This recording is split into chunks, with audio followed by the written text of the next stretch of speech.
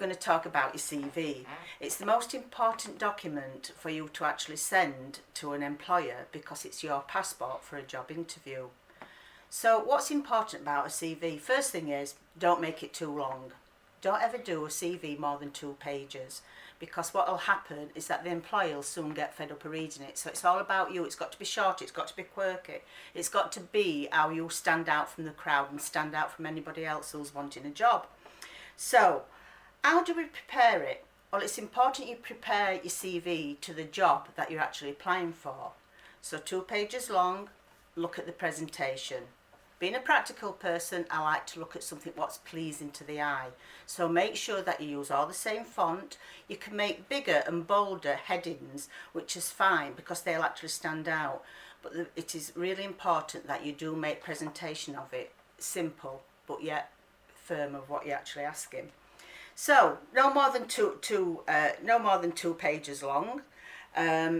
You can free up space if you wanted to make the font looking a little bit better, and type your CV on an A4 sheet of paper. So 2 pages long, A4. So what's important on your CV? First of all, we've already established that the first thing we do is a profile. On your personal profile, you should do about your skills, your quality, your work experience, background and achievements, your career aims. It should only ever be a few lines. Never do it more than a paragraph, just a few lines, just to get that attention to that employer. The next thing you need to do is your employment history and work experience.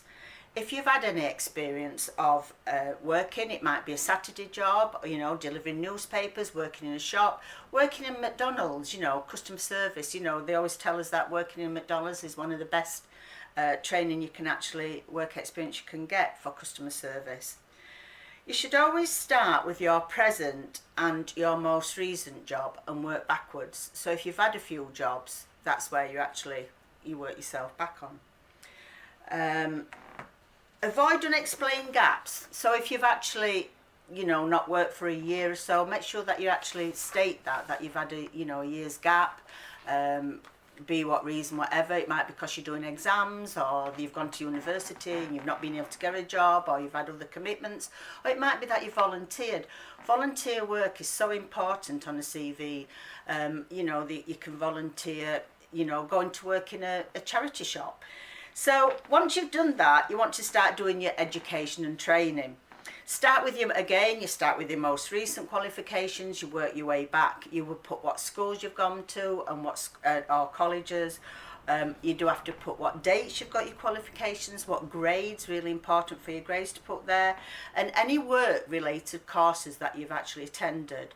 So if you've done a first aid course, you want to put that. It's all important because it builds up on that CV. Make sure that you cover your hobbies and interests, achievements, which is especially if they're relevant to the job. For example, if you've been involved in any clubs or societies that can show you enjoy meeting new people and taking their on responsibilities, repairing bikes. If you're like a hands-on sort of person, you do actually like to repair things.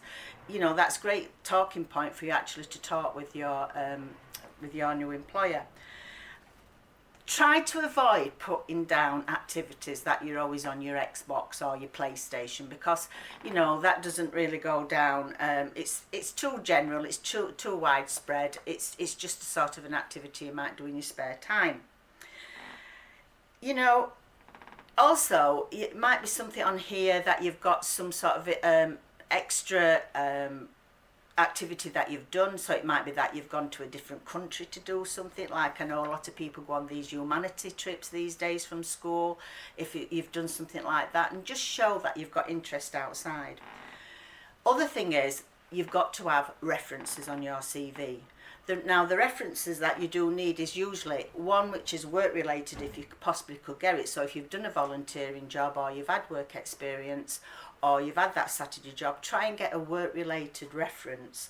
If not, it's good to ask a teacher, or if you've been on a WorkWise course or done some sort of activity WorkWise, ask one of the WorkWise team also, and we can actually give you that reference.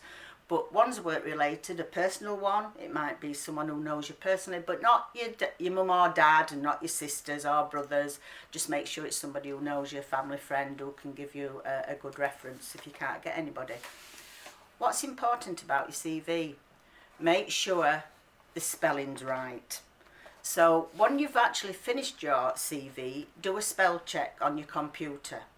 Now, if possible, 100% you should always type your CV, because actually the presentation of it. But just make sure that you get that you do a spell check, that your spelling's correct, and it doesn't hurt to actually ask someone else to just cast their eyes over it to make sure that they think it's okay. Don't put your cup of hot chocolate or your coffee or whatever on you and leave a ring mark on your CV. It's all about presentation. So if I was an employer getting your CV, first thing I would look at how neat and tidy it is, nice font, 2 pages long, easy to the eye, you know, and it's not crumpled up or dirty. Another thing is what you need to do is do a covering letter. Now, a covering letter, if you're not quite sure about how these actually work these days, make sure that you do put your name and address on clear, the date you've actually sending it, address it to who you're sending it to, and do a nice covering letter for the job that you're applying for. CVs are the first thing that employer will look at. CV is that gateway to actually having a job interview. I can't stress how important CVs are.